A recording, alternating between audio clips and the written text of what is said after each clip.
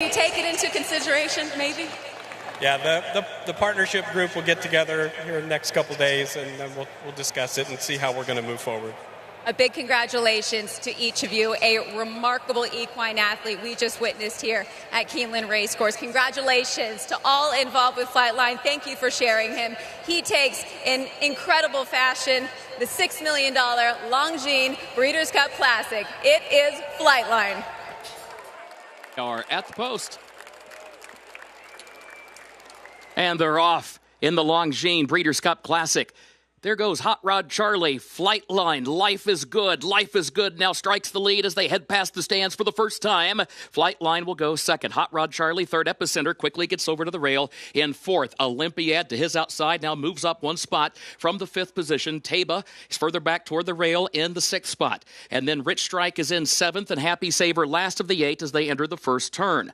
Life is Good against the rail has the lead by a length and a half as Flightline goes second. And a gap of 5 more lengths back to Hot Rod Charlie in third. 22.55 seconds, the time for the opening quarter. Olympiad, then Taba. Now Taba's moved off the rail, moves up from fifth into fourth, now draws alongside of Hot Rod Charlie to challenge for the third position. Further back, Epicenter, Rich Strike, gap of 6 more, back to Happy Saver, who is last. Life is Good, though, is the leader.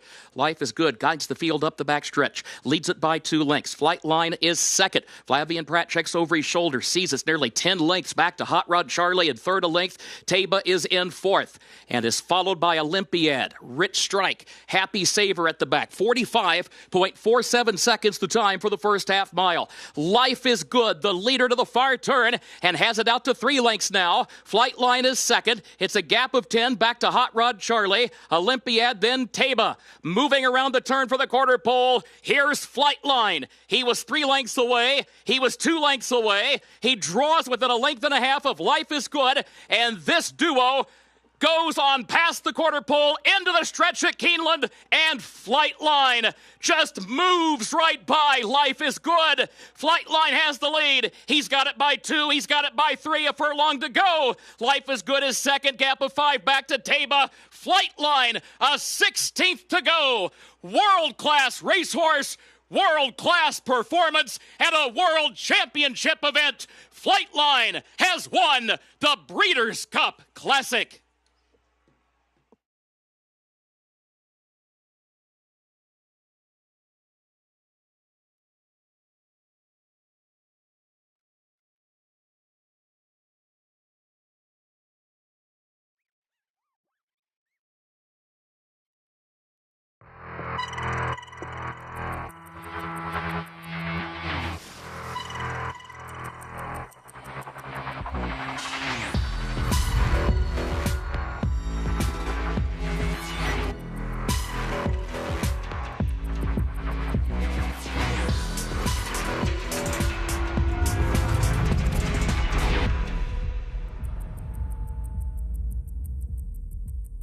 Longines.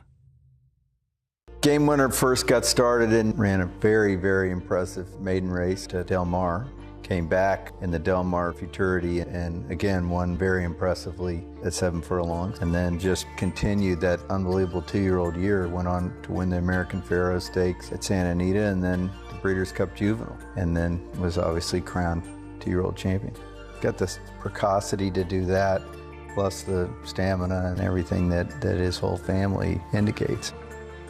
Looking to give your handicapping game a sharper focus? RaceLens is the most in-depth product in horse racing with unique features found nowhere else. Customized PPs, summary and individual research, handicapping angles and back testing, true odds predictive analysis, and pace projection. With innovative analytics powered by data from Equibase, it will change the way you follow horse racing and take your game to the next level. RaceLens, bringing clarity to handicapping. Learn more at equibase.com/racelens. A Grade 1 winner of nearly $2 million, Silver State hails from the sire line of legendary Claiborne stallion Danzig. And his second dam is full sister to Kentucky Derby winner Monarchos. After winning the Oaklawn Handicap, Silver State defeated Knicks Go in the Grade 1 Metropolitan Handicap. On the board in 12 of 14 starts from ages 2 to 4, his career included a 6-race winning streak. Grade 1 winner Silver State, standing at Claiborne Farm.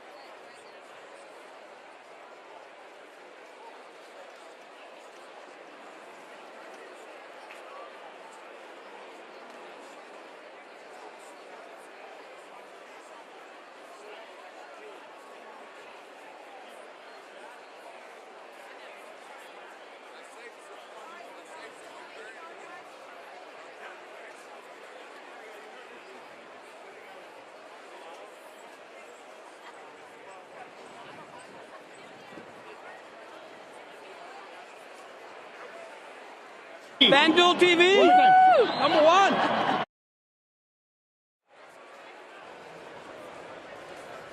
Costa Haranis has always been kind to TVG, and now we're FanDuel TV.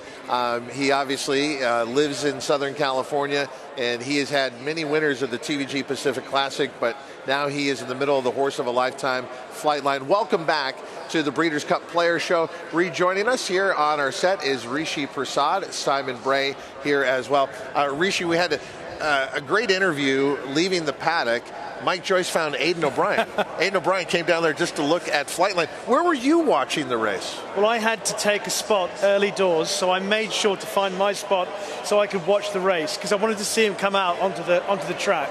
So I forego the opportunity to be in the paddock, but I got my spot, saw him come out on the track, and I, like everybody else, had my phone as he came out on the track and in the race itself. Just going back to the Aidan O'Brien thing, I remember when Black Caviar came to Europe to the run Australian that champion, one time, and she was widely regarded as a horse of a lifetime.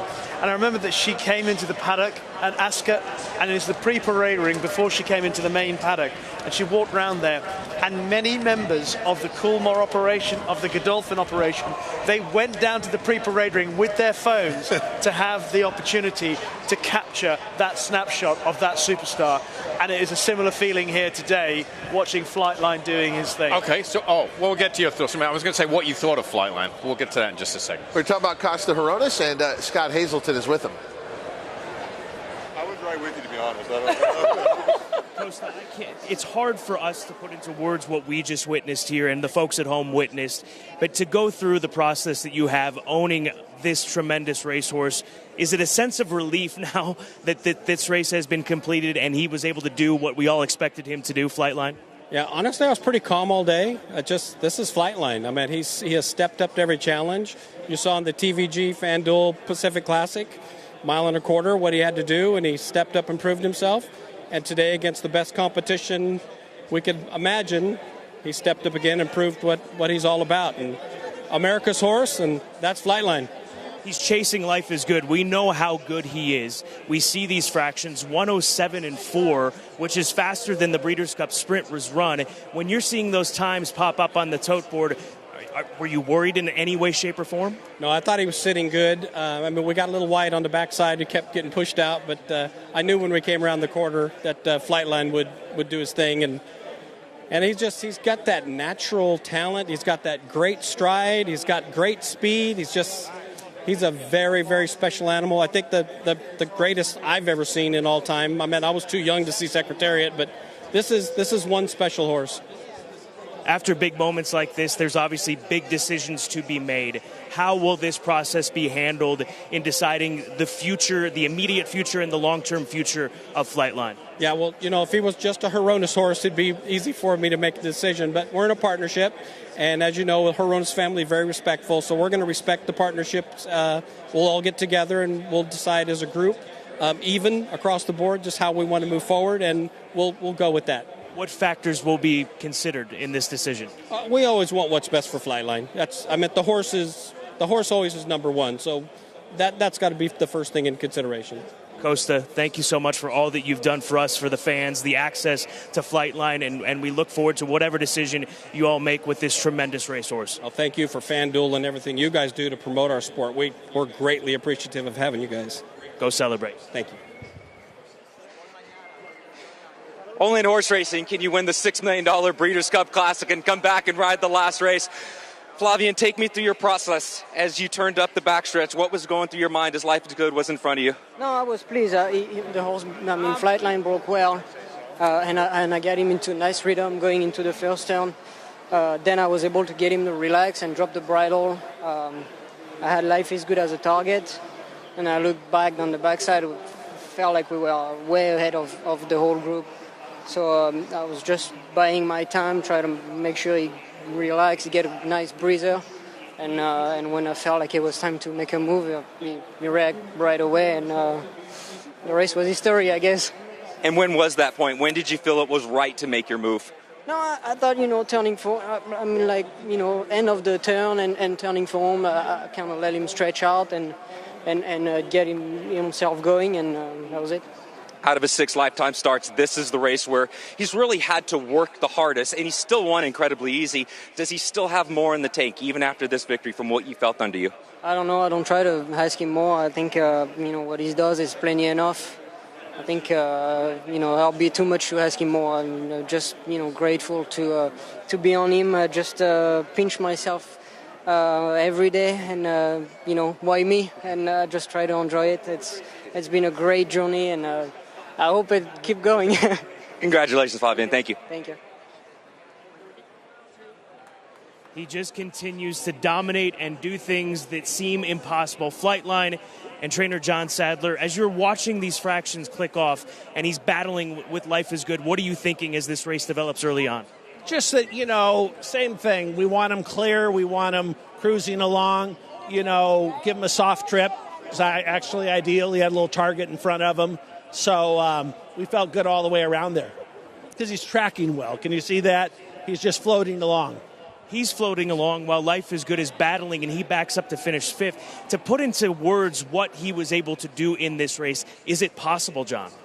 It's not really. I mean, this is, the pundits will write the history. Is this the best horse to ever run? Or is he one of them? That's for other people. But for me, he's the best of all time. What goes on from now? I know there's big decisions to be made. There's a lot of money on the line. How will this process go with the team behind Flightline? It won't be a long process. In the next couple of days, we'll have some announcements. Right now, we're going to enjoy the moment tonight. I'm going to have a few toddies or something, and we'll deal with that tomorrow morning. Does it sound so? Have conversations been had already? Has that process started? We didn't want to really jinx it. The conversations will start tomorrow. Well, enjoy this one, and well done, John Sadler. Thank you, Scott. Okay, a lot to unpack there. Let me go back to the Costa Hronis interview. He said, I'm very respectful of the partnership. If it were up to just the Hronis family, I know what the answer would be. He's already come out and said, we want to race I know what the answer would be. You and I know what the answer would be. Yeah, he'll be in racing all next year. I think the decision, two things to take away from these interviews. It's going to be a quick one, I imagine that. There's a breeding sale here, Rishi, in the next couple of days. A lot of breeders in town. If you're going to make an announcement, this horse is going to stud, that's an opportune time to do that. Number 2, I think they'll pivot to John Sadler first and get his input and make the decision from there. And, of course, you have to come back in the morning and see how Flightline looks after this race. I mean, those are the decisions that will be made. But, check your Twitter feeds over the next 48 hours because that news will be breaking. Okay, I was going to ask Rishi another question about Flightline, but we could do another show on that. Just keep going. However, we got to pivot to this race. Is our camera person okay? Are you all right? It looks like they've... Are you okay? Whoa. Our camera person struggling. All right. Yeah, it's been a long day. All right. Our final race of the day is the Fall Harvest Stakes presented by Mint Gaming Hall. A $350,000 purse here to end the day. They're going to step on the turf and go a mile. This for 3-year-olds and upward, fillies and mares. As far as our favorite, Flavien Prat finds himself on the favorite. That is the 5, Shantasara. Shantasara was in the Jenny Wiley last time out. Finished second, beaten a length, but prior to that, in the fall meet last year here at Keeneland, was in Group 1 company and won the Queen Elizabeth II Challenge Cup. On class, Shantasara deserves to be the favorite here, right? She does, because her job got a little easier when Chad said, I'm going to scratch the stablemate technical analysis. That helped. The 8 is scratched as well. So she's not only a favorite, she's a clear-cut favorite. She's even money. Your second choice is 3-1 in here. Why would she not have raced for this period of time? Has been any issues with that? Chad, you look at a lot of Chad's horses, he will give them time. Obviously, those issues are not publicized. There's probably been some issues, but you'll see a lot of layoff lines. He runs horses when they're fit. The layoff, never an issue with a Chad Brown runner. Never an issue. Our final race of the day here at Keeneland, and our final race of the Breeders' Cup, returning to Keeneland here in 2022. Next year it will be out in Arcadia, California at Santa Anita in 2023. Our post-parade starts with the 1, Stolen Holiday. Stolen Holiday went gate to wire in the Eatontown. It's going to get a little tougher here. She was well beaten by Rougier 2 starts back, or we saw earlier. Wakanaka, we've been following this filly, Todd. She had, I think, come to the U.S. with, some sort of high regards, and she's converted. She won the Grade 2 Don Smartly up in Canada. Joe Rosario rides. Well, she took on the boys last time out, and that boy was Modern Games. And Ivar. Yeah, so very, very good company. There is the 4 Delika. She has put together a nice record. She'll probably be the one to catch here. Shantasara should be about mid-pack. And up on the board at even money, while Delika is 3-1. The 6, Henrietta Topham, is a long shot in here, coming in, having been in the Grade 1 EP Taylor last time out. Bit of a difficult trip there. Ended up being moved up from 7th to 6th. That is the field of 6 that will contest this final race here at the Breeders' Cup, the Fall Harvest Stakes. We we encourage you, just keep sending it in, because we're going to talk about some other things with Rishi Prasad who's here. We only get one more race with Rishi. So first of all, when do you go back home? I'm heading home tomorrow, and then next week I'm switching codes from this flat racing and the best flat racing that you can find in the world. Jump racing at Cheltenham starting on Friday. Really? Oh, nice. Fantastic. So we'll talk more with Rishi Prasad on the other side of this. You're watching and listening to the Breeders' Cup Player Show.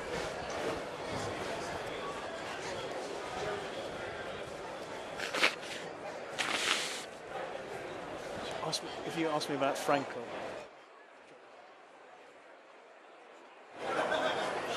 Okay, we continue on here in the Breeders' Cup Player Show. Again, just a blanket encouragement. Just keep betting on this last race, because we're going to talk about, we've already given the analysis. It's pretty straightforward. It's a field of 6. Yeah, but I want to talk more with Rishi. So this this debate we're going to have about where Flightline ranks amongst great horses. It seems like Europe has this. Every racing center has that debate. How good is this horse? You could say Japanese racing fans do the same. And is Deep Impact one of the greatest of all time? It seems like Europe always has that conversation, from See the Stars and others that have come along. But Frankel has always been regarded overseas as one of the best they ever produced. And I always felt, as an American racing fan, come over here, because I looked at his blinding speed on the turf and thought he'd be all right on the dirt. So you have Frankel in high regard. What about like a 2-race series, if we could? We'll never pull it off, but the thought of Frankel on the turf against Flightline, and then Frankel going on the dirt against Flightline. Where do you see Flightline in, say, a Frankel conversation? Well, the thing about Frankel was that he obviously dominated every race that he ran in. There was one race where he scrambled home, where things didn't go against him, but somehow still managed to win. I remember being fortunate enough to be in the winner's enclosure after Frankel won his final race. And Sir Henry Cecil, that Simon knows so well, bless him, I had the opportunity to interview him after that race. And I remember the quote as if it was yesterday. And I asked him what was the best thing about training Frankel. And he said, he's the best I've ever seen. He's the best there's ever been. I don't think there'll ever be anything better. But now this horse enters that particular argument, Flightline, after what he did today. What's fascinating about what you just said is John Sadler's taking the same approach with his horse, just saying the best ever. Like, you guys can debate it, you can have your own opinion, but I know what I have. Kate? One race left to go for you after 2 Breeders' Cup wins today, Wakanaka. Looks as if she will at least have a pace to chase. If she has a good pace, I think she'll finish well. She's a good filly. I think the mile is a nice distance for her. She's nice. We've got her back with the girls today. We had her running in a very tough race last time, so I think this is maybe one step back. Hopefully we fit in well. Well, we wish you the best of luck, and again, congratulations on your 2 previous wins. Pretty big day. Thank you. Very big day. Thank you. And he just ran second, too, by the way. Olympiad. Yeah, Olympiad. That's a big paycheck. That, to me, was also, from a betting point of view, I felt Olympiad was the value in there. It was being overlooked. It was kind of the FNX of this year. Right. Junior Alvarado rode to be second. Well, not to be overlooked as well, is the game has not passed Bill Mott by. He's one of the best American thoroughbred trainers we've ever had. Kind of a forgotten fact, because he's been in the Hall of Fame for a while. When he went into the Hall of Fame, he was the youngest trainer to go into the Hall of Fame. So he's always had great respect. He's 70 years old this year. Next year, he's 70 next year. He doesn't look it. He's been at the top of his game, Rishi. Since I worked for him 35 years ago. He has consistently been in the top 10 of trainers year in, year out. And wouldn't he have had a horse that would have been in the argument for one of the greatest of all time? Cigar. Yeah. Absolutely. And Simon worked with him directly, and you would not put him in the same category as Flightline. The accomplishments, the resume for Cigar is off the charts. But if Flightline had that same type of resume, or at least opportunities, he would have made the most of it too. Yeah, exactly. I think so. Yeah, I mean, in a virtual match race, I'd love to see them next to each other because they both exhibit very similar characteristics. Cigar and Flightline were both very up-tempo, like to be close to the pace. They got aggressive, when another horse came to them. But, yeah, I mean, as much as I worked around Cigar, I was around him his whole career, that whole run. I mean, it hurts me to say it, but, I mean, I think I tip my hat to Flightline. We all have our favorites, and you had a unique perspective with Cigar being right next to him. Okay, we're coming to the final race. They're about to be called onto the turf course. I'm going to have Simon give his play in here, his selection. It looks like a straightforward race because I want to go back to talking to Rishi about other things. Yeah, bet the favorite. There you go. There you go. Simon's giving out the 5. Yeah. Again, just right, keep back wagering. to Rishi. I like how the way you preview these races in America, guys. So I have to ask you about your methodology, and I'm not going to ask you about how you prepare as a broadcaster. It's clear you prepare. But when I watch you a lot of times, you're not looking at past performances. You're going off what you've observed. But when you do go to past performances, what are you looking at with the horses that come from overseas? What past performances do you get? So my entire way of going about it is watching races over and over again. Then they're, talking about burning it into the memory. If you see it, you understand it.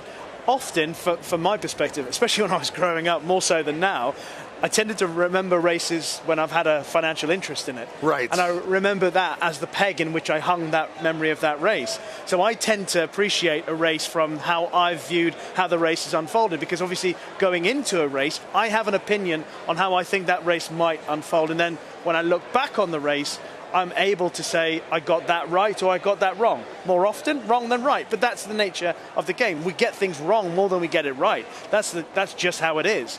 And so that makes me remember things, and that makes me remember horses and what they do and little quirks and little incidents in races. It's a little different to having worked on both sides of the Atlantic. Right. On a big Saturday afternoon in Europe, there'll be one marquee race maybe, right? Yeah. Or, maybe a group race somewhere else.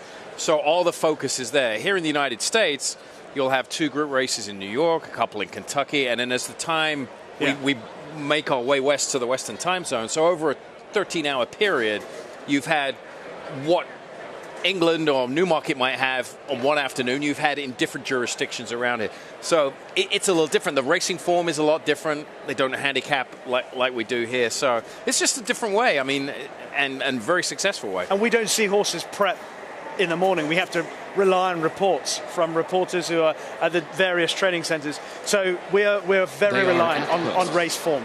It's our final race of the Breeders' Cup, the Fall Harvest Stakes. And they're off in the Fall Harvest, presented by Mint Gaming Hall. There goes Burning Ambition out for the early lead. Burning Ambition right to the front. Dalika comes away running in second. Stolen Holiday is third, followed by Shantasara, fourth up on the outside. Wakanaka will go fifth, and Henrietta Topham last of the 6, but running just 4 lengths from the front as they swing around that first turn.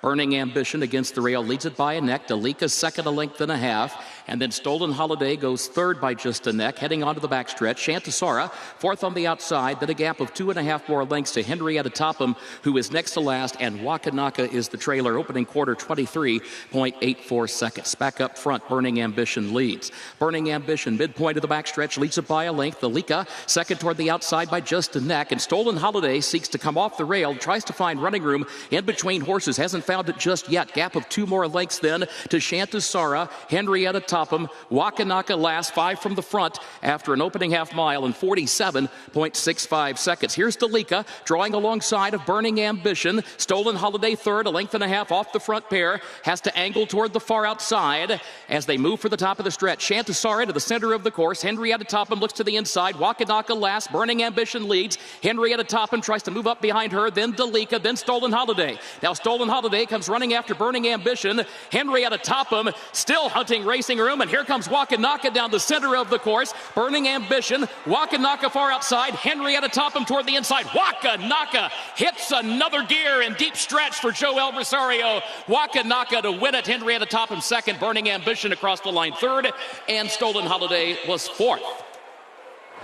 All right, small field, exciting race here to end this Breeders' Cup card. It is Wakanaka and that modern games form out of the Grade 1 Woodbine Mile plays out here. Wakanaka is last, turning for home. I mean, she fits Joe Rosario like a glove. They're a great combination. We've always, you know, Todd, we'd heard about this filly in a U.S. debut down at Gulfstream Park a couple of times, and she'd been a little disappointing. But in hindsight, she's faced in Italian, she's faced Modern Games, Regal Glory. She's been competing in Group 2, Group 1 races. Today she gets a little relief here in just a little listed stake. Bill Mott alluded to that in the interview. The class relief made the difference. And what does Flavien Prat get for his efforts aboard Flightline? He gets Joel Rosario crossing over on him.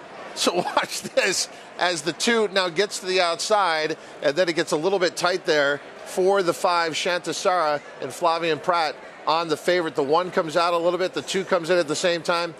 Enjoy your Breeders' Cup, Flavien. Joel Rosario going on to victory. 2-6-3-1 posted on the board. Does this count as a win for Europe as well by British sire Power, who Aidan O'Brien used to train, the dam Irish bred by a British sire Kodiak? You've done such a good job for us all week long, and it seems like it means something to you, so yes, we're going to give it to you. We're absolutely anointing it. So gracious. Yeah, Wakanaka going off at 7-2. Gary Barber's Silks recognized here as this one in partnership with Team Valor. 7-2, over 23-1, the longest shot in the field, finishes second. Over the 3, Burning Ambition at 5-1, and finishing fourth is the one, Stolen Holiday, at 10-1. Okay, we're going to wait for this to go official, but how about this? Our colleague Christina Blacker had asked that we have champagne for the final race, and it was delivered. Thank you to the Breeders' Cup. Thank you to Christina for passing it on to us. So a lot of toasts to go around here. We want to say to the Breeders' Cup, Drew Fleming and his staff have accommodated us in any way possible. Congratulations to you, the Breeders' Cup staff, for pulling off this fantastic event here at Keeneland Racecourse. Remember, they will be back, the Breeders' Cup 2023 at Santa Anita in Arcadia, California. And also to our staff that we work here on the stage, blanket thank you to everyone having to go through the wind. And then I want to mention 3 names in particular. Rebecca Somerville, who has kept this organized. I don't know how, but she pulled it off. Chris Lee, who has been there producing all along throughout the show, and Chad Noche as well. But again, blanket thank you to the entire technical team. And the biggest cheers is to you, the horse racing fans across the world who have made the Breeders' Cup a success. Let's try this. Oh, yeah. Oh, that's going to work. We're going to have several more after the show is done. You've done well to not drink as much as I have done. Look at you. I'm happy. You did. He had it like a 1 gulp. Well, I'm used to swigging bourbon in the morning, so. Oh, I know. Yeah. That was brave. You did a good job there. Well, I'm happy to swig some more if you want. That's better than mouthwash at that time of the morning. So I didn't get to ask you. So obviously you had Flightline here, but first trip to Keeneland. My goodness. Unbelievable fun.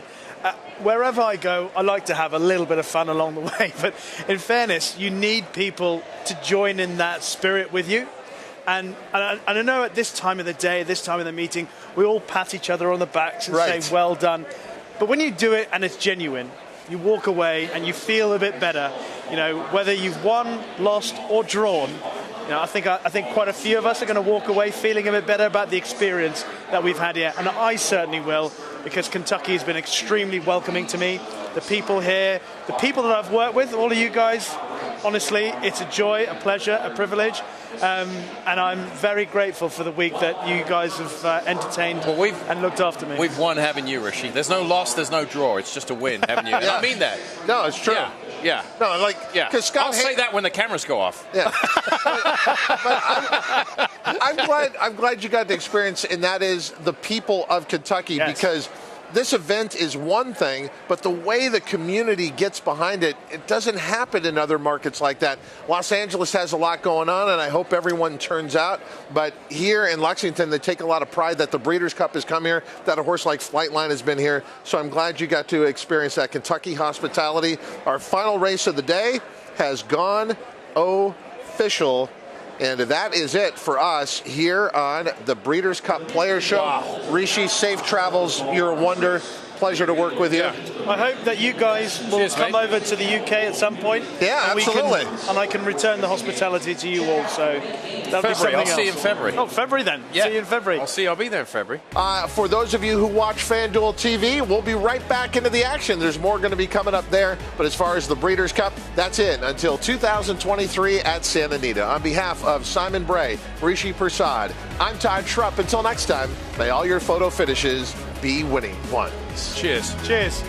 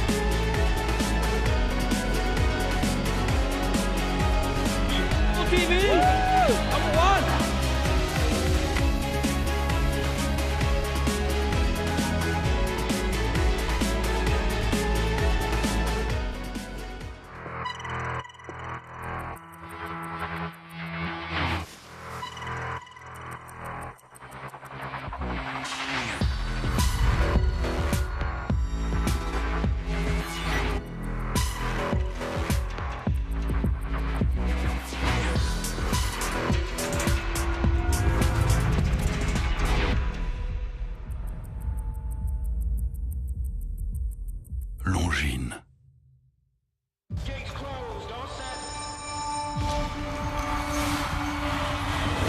At Calumet Farm, we're proud to offer proven stallions to fit every breeder's needs. With over 72 million in progeny winnings on dirt and turf, our diverse roster is producing the champions of today and tomorrow. Calumet Farm, a legacy reborn. This is a Kentucky Thoroughbred. This is a Kentucky-built Powerfoil industrial fan. Like a Thoroughbred, it too delivers unrivaled performance. And while they both run with purpose and pride, this one runs to keep your workforce feeling cool and comfortable. Powerfoil, the best-selling big fan in the world. BigFans.com. Exceptionally engineered. If this place could talk, it would roar. It would say, this is racing. This beating heart in the heart of horse country. Steady and strong beneath the roar. Reminding us why. For the love of the horse. For generations to come.